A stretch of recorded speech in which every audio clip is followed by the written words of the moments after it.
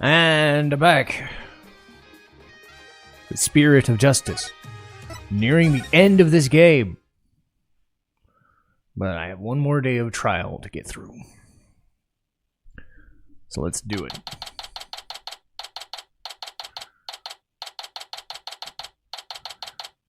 Could be 2 longer episodes or 3 shorter ones.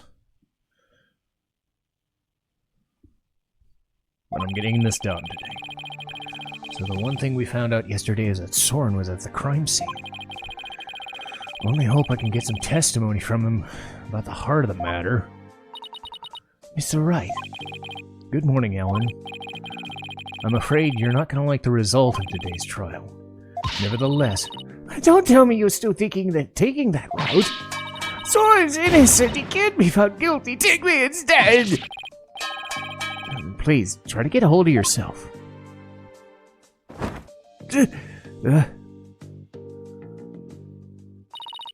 I believe in Sorin with all my heart. So how dare you doubt him? Regardless of which of them is found guilty, it's going to be devastating for Ellen, isn't it? We'll just have to do everything we can. It's the best we can do, you know? Trial's about to begin, Mr. Wright. Alright, let's go, Maya. Yeah.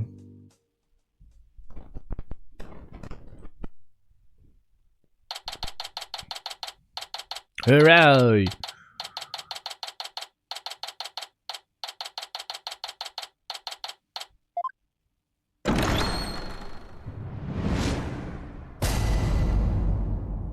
All right. Court is back in session for the trial of Ellen Wyatt. Defense is ready, Your Honor. Prosecution is ready, Your Honor. Let's see now, where were we? In yesterday's session, we found out about the Sprocket family conspiracy to cover up the murder of Dumas Gloomsbury with a second reception. Taking advantage of our collective shock, the defense, as usual, made a nonsensical claim. Namely, that there was a third person present who struck the victim. Objection! Hey, don't try to make it sound like I made it all up. Sorry, I had to clear my throat.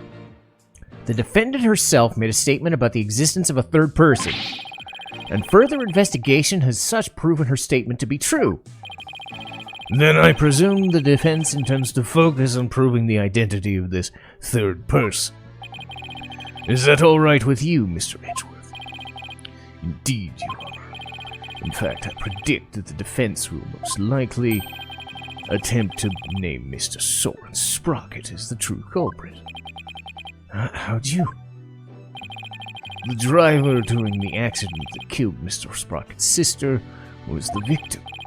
Therefore, Mr. Sprocket had a motive to murder Mr. Gloomsbury. That's what you plan to assert, is it not? Am I that transparent? Come now, Mr. Wright, did you really think the police wouldn't uncover this information? Congrats on getting it in one, Mr. Edgeworth. But you're wrong! Sorin didn't do it! He's innocent! Miss Wyatt, please! He's innocent, I tell you! What is this, Mr. Wright? I thought your claim about the existence of a third person came from the defendant. He did. This is just a minor hiccup. Did you not discuss your strategy for today with the defendant? Starting off with the wrong foot again, seriously cutting off my lifespan. It would appear that the defense is in disarray. Therefore, the best way to clear things up is to ask Mr. Sprocket himself what happened. Your Honor, the prosecution would like to call Sorin Sprocket to the stand. What? Very well. Bailiff, show Mr. Sprocket to the witness stand.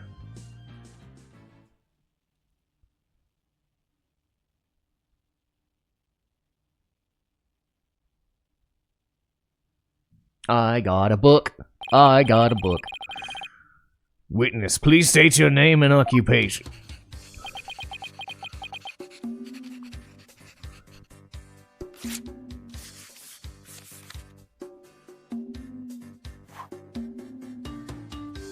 Will... Ow! There's something written on the paper airplane. Let's see. Sorin Sprocket, Managing Director of Sprocket Aviation. Mr. Sprocket, please give your answers in words, not paper airplanes. No then, Mr. Sprocket. Please tell that doubting lawyer there what really happened at the time of the crime. Well, Mr. Sprocket. Mr. Sprocket! Alright. You want me to talk about what happened when the crime occurred? In other words, after the first wedding reception. When Ellen and I were in the reception hall, right? Not even the power of the court can stop him from marching to the beat of his own drummer. Yeah. Do-do-do-do-do-do-do. I was stabbed by Dumas in the reception hall, and I collapsed to the floor. The next thing I saw was Ellen and Dumas on the Vista deck.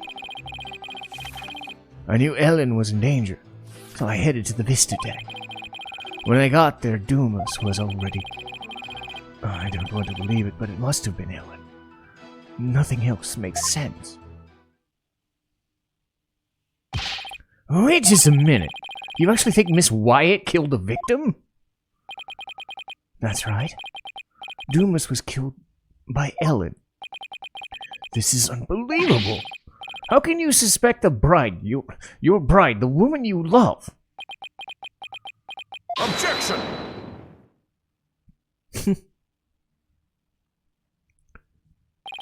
The truth can be cruel. Miss Wyatt, you must be very upset. Is there anything you wish to say?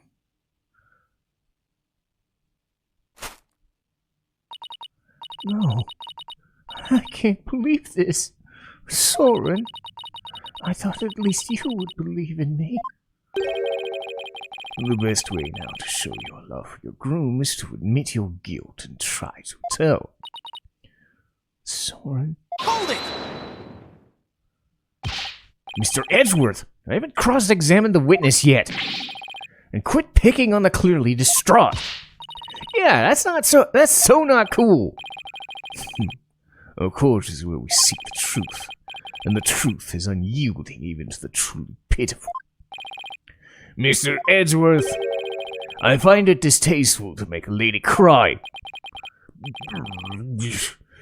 To your honor. So what are you gonna do, Nick?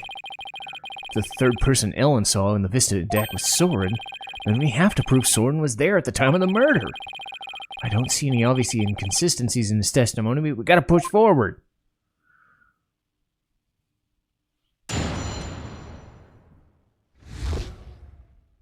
Alright, press the fourth statement. I really like Maya's outfit in the HD. Considering that you just go from, like, how she looked in the old school, and now it's just all popping off the screen. Same with Trucy. Wait, fourth statement. Hold it! Because I felt the same way with Trucy when I saw her in Game 5 in Dual Destiny. It was like, holy shit, they made the sprite so much bigger. Are you absolutely sure, Mr. Sprocket, that by the time you got to the Vista deck, the murder was already committed? Yeah. But the Vista deck is just on the other side of the glass windows of the reception hall. Shouldn't you have been able to get there right away? Objection!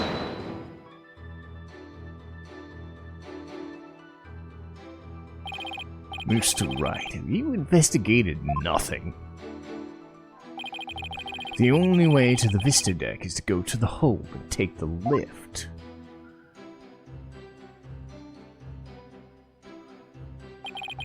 No matter how much one hurries, it would take at least 10 minutes. Well, that's unhelpful. But Sorin had to have gotten there before the murderer, right? Murderer, or my claim won't stand. You got any ideas for me, Maya? It's definitely easier to prove that someone did go to the hold than not. I mean, you can't leave anything if you don't go someplace, right? Can't leave anything. Wait a minute. I think Maya's onto something. The lack of a certain something actually proves that Sorin didn't go to the hold. What's the matter? Are you stumped already? No, I'm far from stumped. I know for a fact that Mr. Sprocket didn't go to the hold. You and your paper-thin blunts. Mr. Sprocket's bloodstain on the lift proves he went through the hold. So what possible proof could you have that he did not, in fact, go through there? You want proof? You got it. If you can do this, Phoenix, there's gotta be proof that Sorin didn't go through the hold. Well, Mr. Wright. Hold entry record.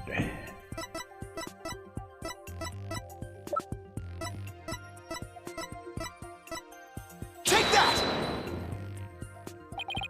As anyone can see from the hold entry record, there's absolutely no mention of Sorin Sprocket entering the hold. The defense asserts that Mr. Sprocket used a different route to get to the Vista deck. You can assert all you want, Mr. Wright, but can you actually prove another route exists? Can I prove it? Not yet.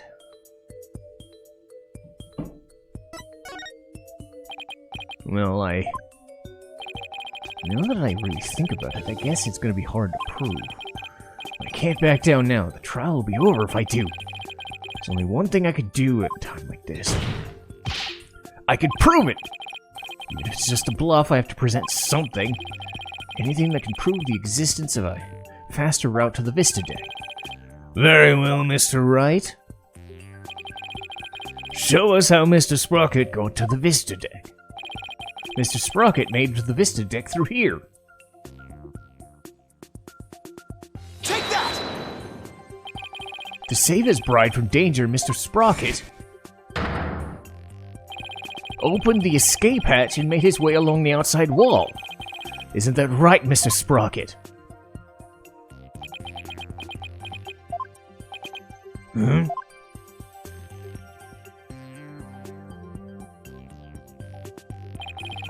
That would certainly be a much faster route to the Vista deck.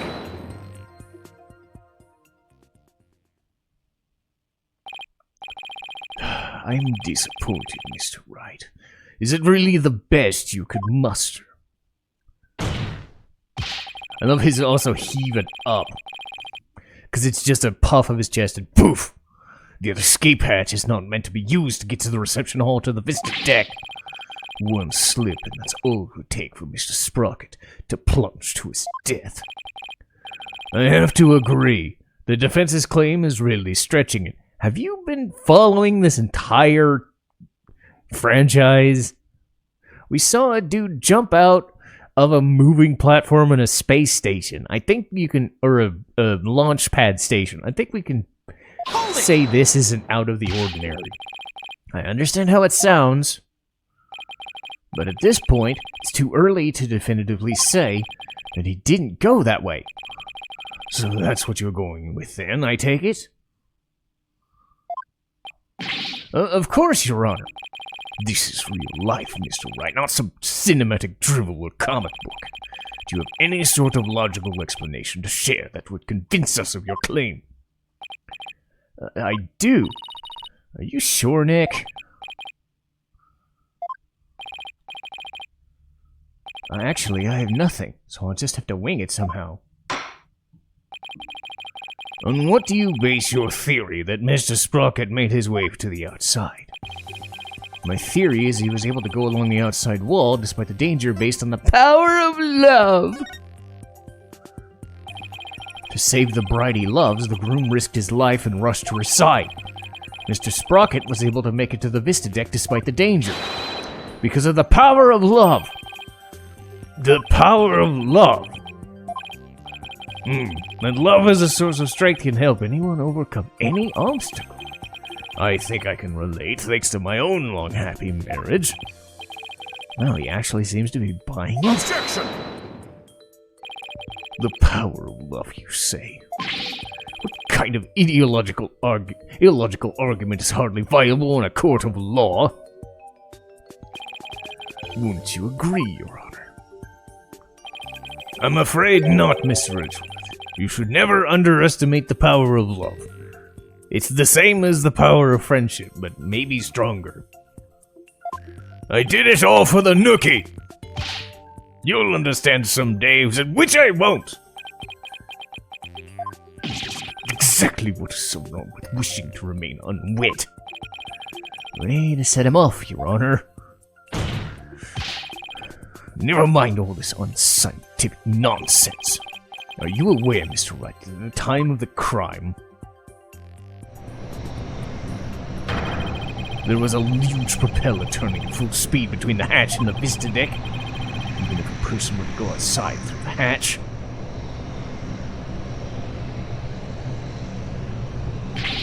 they'd be blown away in an instant. Ah! So does your power of love get you now? A huge spinning propeller, you say? In that case, I have to admit, it does seem impossible. I should have known. Nick, you can't make that kind of face in front of your client. The worst of times are when lawyers have to force their biggest smiles, right? Right. I feel like I just saw Mia looking out at me through Maya's eyes. What's wrong, Nick?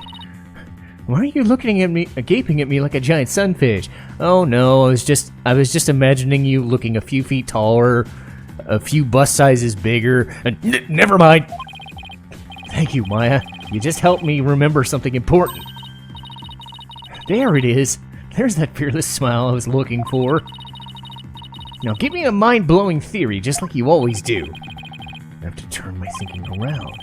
Instead of wondering how Sorin could have moved past the huge propeller, I have to think about what would have made it possible for him to do so. Your Honor, Mr. Wright only makes that ridiculous face when his back is pressed against the wall.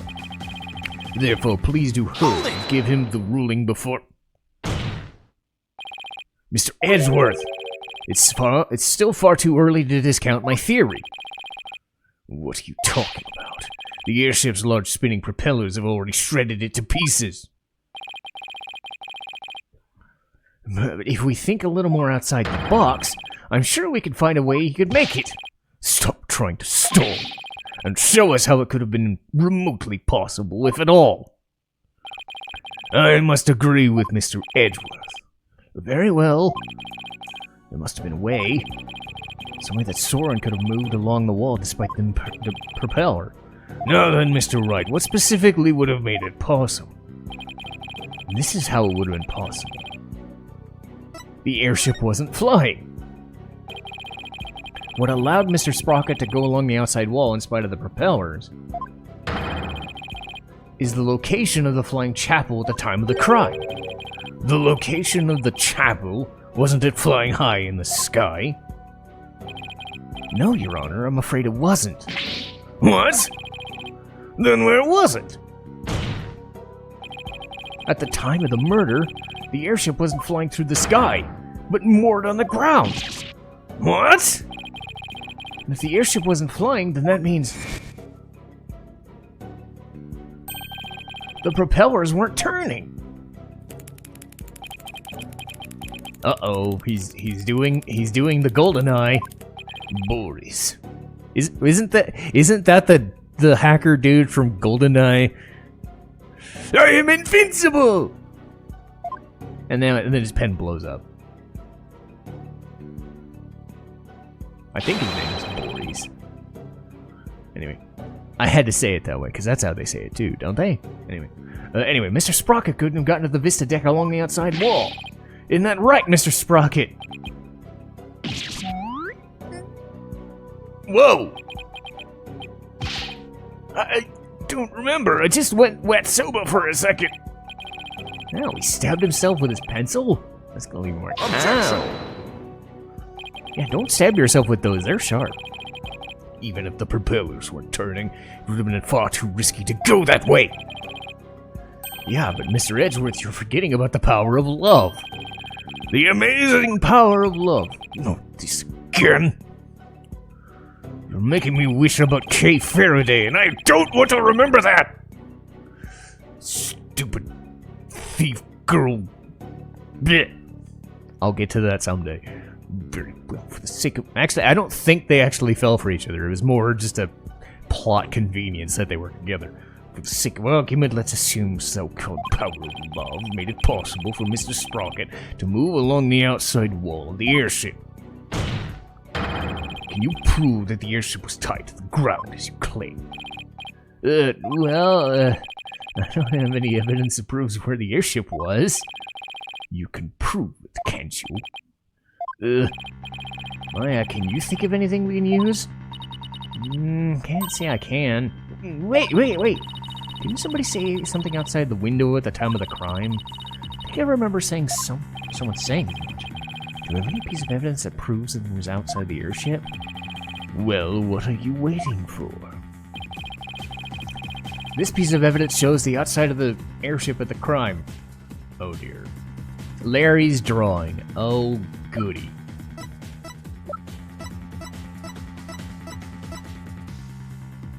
Take that! This piece of evidence shows what the outside of the airship was like at the time of the murder. What kind of lousy drawing is that? It's a drawing made by Larry Butts. And what can you prove with that poor attempt at artistry? Larry made this drawing before he switched to the lanterns, so it must have been right around the time when the murder was being committed. Now, if I can direct your court's attention here. Is that a pterodactyl? Does that mean the airship actually went back in time? Objection! We've already proven that time travel is nothing more than a gimmick, didn't we? We did, and I have no intention of bringing up that argument. But this drawing shows an important piece of information. It shows us that the airship was actually moored to the ground.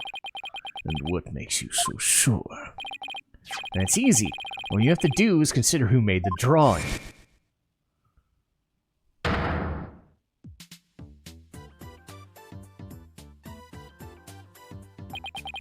Larry. That's right, it was Mr. Butts, and we both know what he's like. He must have seen something else and mistaken it for a pterodactyl. I can't argue with you there. Die! Wait just a doggone second, what kind of moron do you guys take me for? The biggest kind.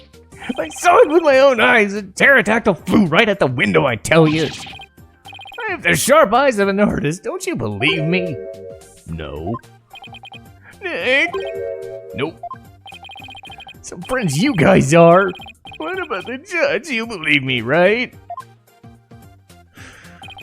I'm sorry, but I'm afraid you need to leave this courtroom. Bailiff, if you would...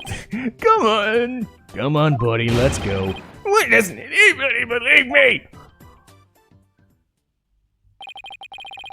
Don't take it personal, Larry. I know you're just being... you. Now then, so you were saying what Mr. Butts really saw bears some relation to what the outside of the airship was like at the time of the murder. Yes, Your Honor, at least I think it does. What this pterodactyl really will prove is that the airship was anchored to the mooring dock. It better, anyway. If it doesn't, my whole argument's a bust.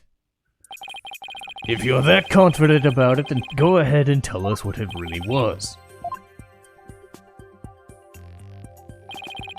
Sign and a broken bench.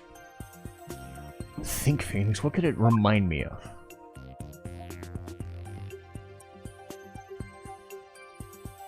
Take that! Please take a good look at this sign. At the sign? It appears to have been broken and then repaired. But what does that sign have to do with the pterodactyl? Please focus on the part of the sign. The part that broke off and got reattached, what about it? What if we turn it like this? Oh, the shape. It's the pterodactyl in the drawing. What Mr. Butts actually saw was a chunk of it being blown in through the air by wind. What?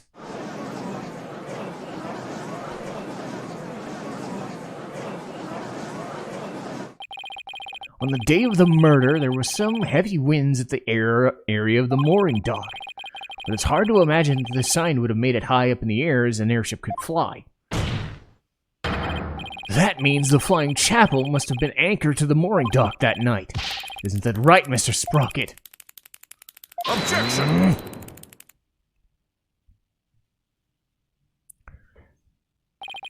That's more than enough of this power of love nonsense, you pop culture junkie. Present all the proof you want, but your argument is based far too much in conjecture. Why don't we return to reality? What do you mean, too much conjecture? Even if the airship wasn't flying, that alone doesn't prove the witness went along the wall. True, even now it's no more than possibility. Then how do you propose Mr. Sprocket got to the Vista deck? I noticed something as I went over the evidence. Please take a look at this hold entry record. What about it? I don't see Sprocket's name anywhere. Don't you remember? In yesterday's session, we had a very similar kind of argument. Did we? Honestly, Mr. Wright, are you going senile? We talked about Larry Butts using the defendant's keycard to enter the hole. Oh, we did talk about that, didn't we? In other words, even if a person's name isn't on the entry record, it's still possible for that person to have entered using someone else's card. Ah! Mr. Sprocket, you entered the hold with Mr. Nekotachin, didn't you?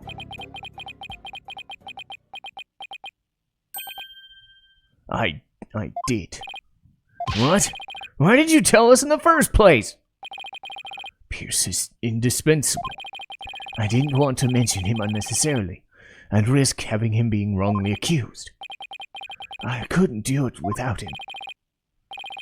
Mr. Sprocket, I ask you to testify in greater detail about your movements that night.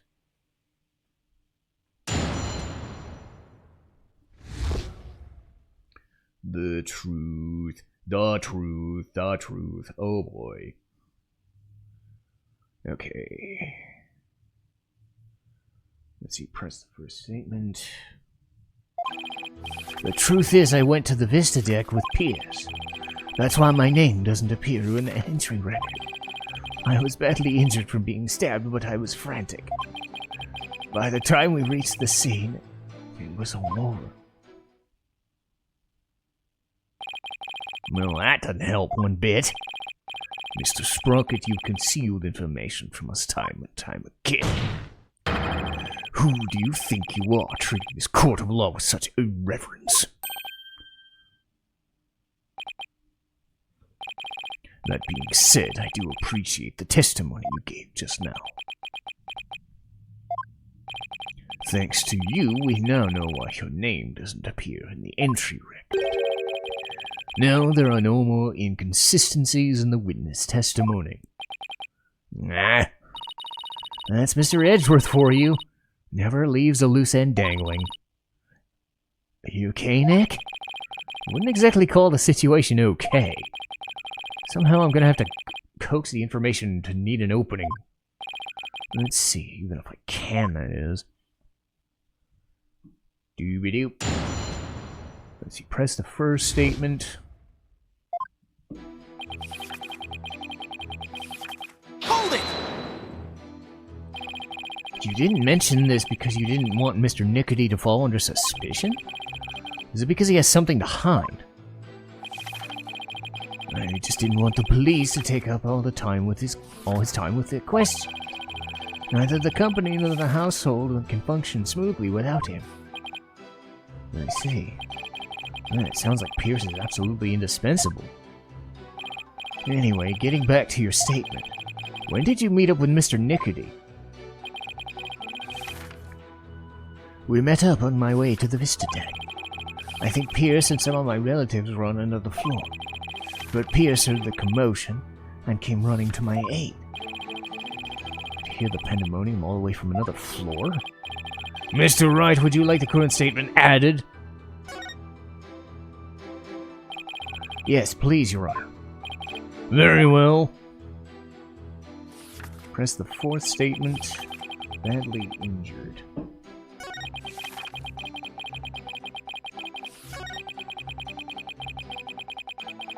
Hold it! Speaking of your injury, how are you doing now? The knife wound is deep and continues to throb. Fortunately, my internal organs were spared, but one wrong move would have spelled the end for me. Even so, I've seen you up and about all over the place since the incident. I'm only following my doctor's orders to perform daily light exercises. Mr. Wright, would you like Mr. Sprocket? Yes, add it. It doesn't seem very relevant to me. Yes, Your Honor. I'd like it to be added. Very well. Okay. And candelabra at knife wound is deep.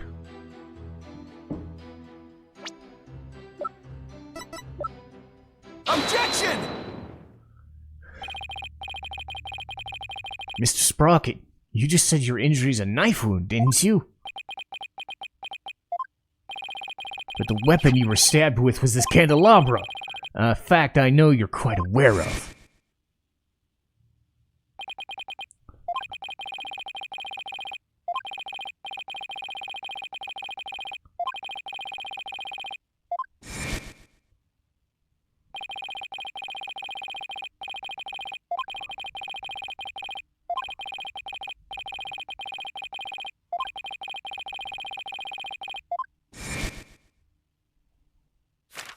Uh-oh. Objection! It must have been a simple memory slip that made him misspeak. It happens to everyone. Has nothing to do with the case. You must be pretty desperate to point out something so minute. I have to agree, Mr. Wright. You hardly need to make such a big deal of such a small mistake. But I contend it's an important inconsistency. Besides, I couldn't find anything else. That's the only thing I have to go after. And I see it's not important. Let's not waste any more time on this matter. I agree. Everybody has a little memory lapse. Hold it! But, Your Honor, please let me explain. But can you?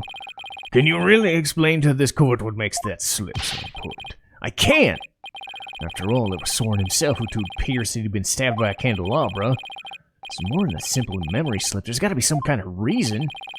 Well, Mr. Wright, please explain why the witness's slip of the tongue is so important. The point of the focus is why the witness would mistake the weapon to stab him. Think. It could very well change the course of this trial. I see. So why did the witness make that mistake?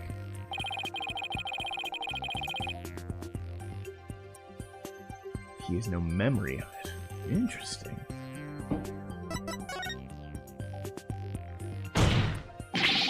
He doesn't remember the incident, let alone the weapon used against him. Not only that, but I believe Mr. Sprocket has some sort of memory disorder. Therefore, the defense contends that Mr. Sprocket's testimony thus far is invalid. Just because you can't find a flaw in his testimony, you want to throw it all out. Your baseless claim is nothing but slander on the witness' character. Mr. Edgeworth is correct, Mr. Wright. Can you explain your grounds for making this claim? Of course. I know what Sorin has said, now how he's behaved.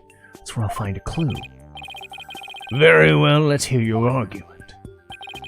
My grounds for claiming that Mr. Sprocket has a memory disorder is his notebook. The notebook he always has with him. I saw daily events and information about the people around him recorded in it. Like a diary, perhaps? No, Your Honor. It's much too detailed for an ordinary diary. It's more on the order of a database, actually. A database? That's right. For some reason, Mr. Sprocket is apparently unable to retain memories. That's why he writes down every little detail on his life down in the notebook. Objection! How could you possibly know that for sure? He might just be an extremely compulsive person. I thought so too myself, first. To be honest, we accidentally got a stain on that notebook yesterday. You mean you got a stain on it? Hey, you're the one who tried to grab it. Objection! Never mind whose fault it was. Just get to the point. Right, sorry. Mr. Sprocket. The page Miss Faye got a stain on yesterday. That's the page with the details of your stabbing on it, isn't it? No. I only write in the notebook because I'm very compulsive. But drop the subject already. Sorry, but I'm not convinced. I noticed an odd fact about your notebook. On the earlier pages, you used it to write down invention ideas. But after a certain date, you started writing down a lot more, and in much more detail. I believe your memory disorder stems from what happened on that date. Something so monumental it caused a memory disorder? You don't know what you're talking about. Sorry, but I do know what I'm talking about, and this is the proof. This is the thing that caused Mr. Sprocket's memory disorder. Take that! You were involved in a car accident too, weren't you, Mr. Sprocket? And the shock of losing your beloved older sister is what caused you to develop your memory disorder. Is this true, Mr. Sprocket?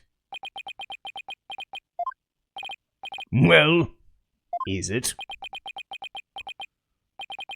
Mr. Sprocket! It's true. That accident did something to my mind. What? Ever since that day, every time I go to sleep, I lose my memories. And when I wake up, the most recent thing I remember is the day I lost my sister. It's as if I'm constantly going back in time. What? That's truly tragic. An inconsolable time traveler who goes back in time whenever he goes to sleep.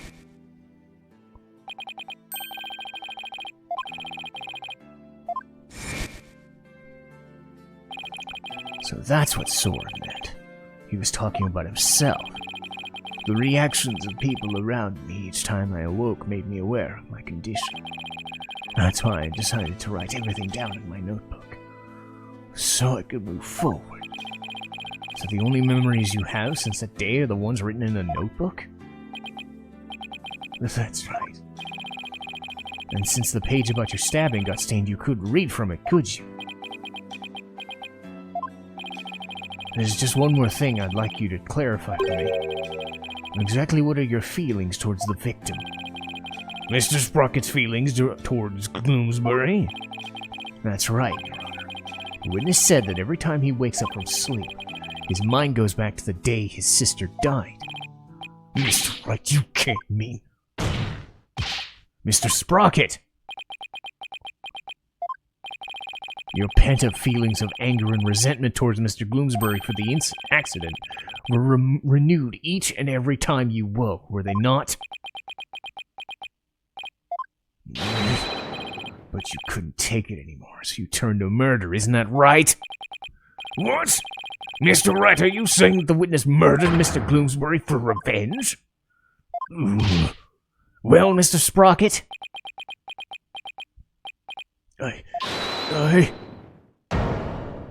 Uh-oh.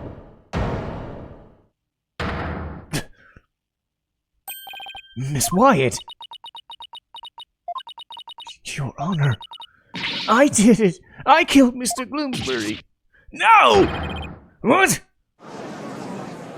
Uh-oh. Oh god, this is getting bad. Miss Wyatt, what are you trying to do?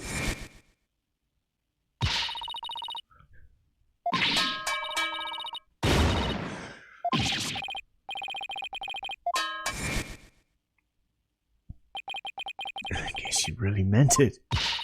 I swore I didn't do anything wrong. I'm the one who should be convicted. A way to understand that you're confessing your guilt. No. Just wait. Why would you cover for me? After I testified, I thought you must have killed him. I'll admit, I couldn't believe my ears at first, but all I want is for you to be happy. Your happiness is my happiness, Sorin. But without my notebook, I'd even forget those feelings of yours by tomorrow. Knowing that, do you still feel this way? You loved me all this time, the same way you did before the accident. That's how I know that you're the same person I've always known. No disorder could change that. Ellen, Your Honor, there are two things I'd like to correct. Two corrections? What are they? First of all, I want to withdraw one of my statements.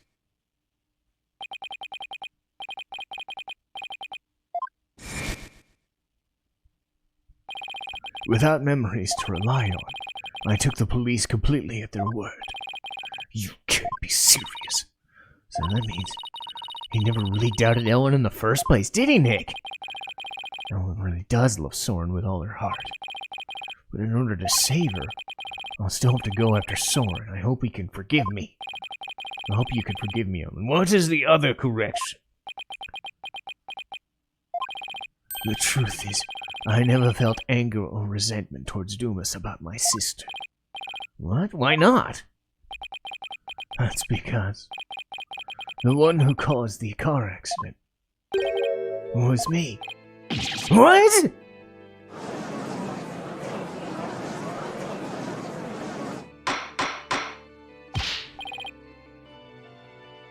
Order! Order in the court! Please continue, Mr. Sprocket. I am the one who killed my sister. To protect my career and my future, my father made Dumas take all the blame. In exchange for money and the position of lead servant. Oh, shit.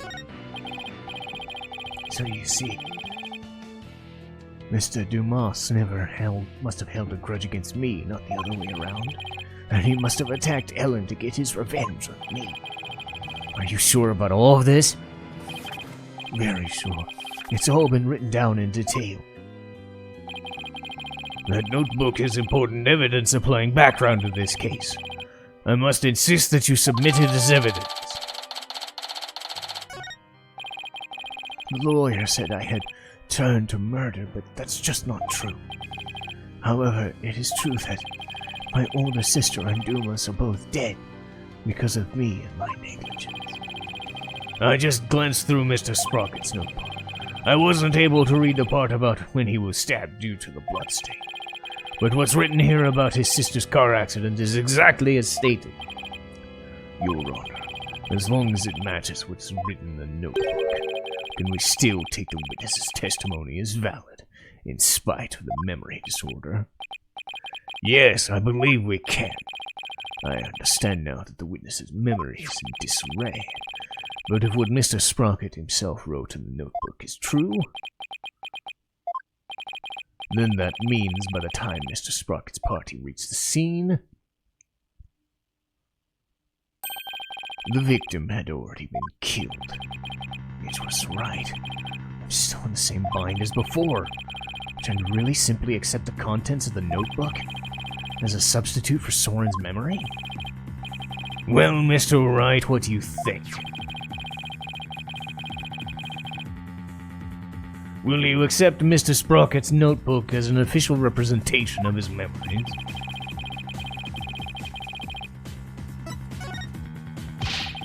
Wait a minute. The defense requests a chance to examine the notebook to see if it's trustworthy. Very well, but be quick about it. Thank you. So how do we examine it? Well, we should look at it from all different angles to see if we see anything suspicious.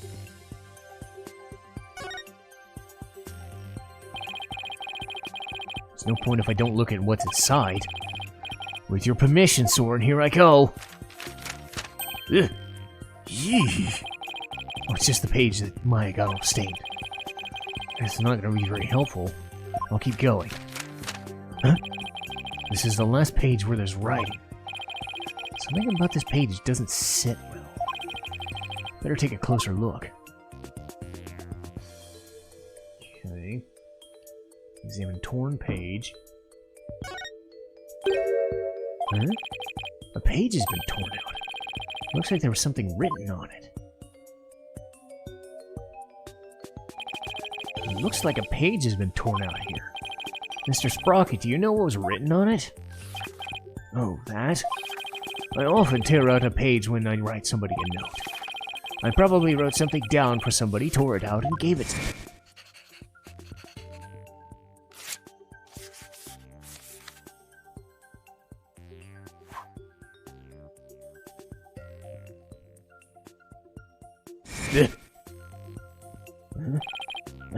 Oh yeah. Well, that's that. Wait a minute! Can't ignore the possibility something important was written on the page. But now that the page has been torn out, how can we determine what was written on it? Well, let's see. To find out what was written on it, we should use fingerprint powder. If we used fingerprint powder on the notebook, we might be able to see what was written. Fingerprint powder? How would that help us find out what was written? Well, if the writing left indentations on the blank page behind it, fingerprint powder could make those small indentations visible to the naked eye. Oh, stop. Fingerprint powder would only sully the notebook further. Mr. Wright, if you use the powder and still don't find anything, then you must accept the notebook as a representation of the witness's memories. All right, Your Honor, I understand. If I don't find anything, it's all over anyway. Powder, don't fail me now. Okay. So I made it to where I'm going to get to a stopping point. Got 2 more episodes, I think. So I'll see you next time.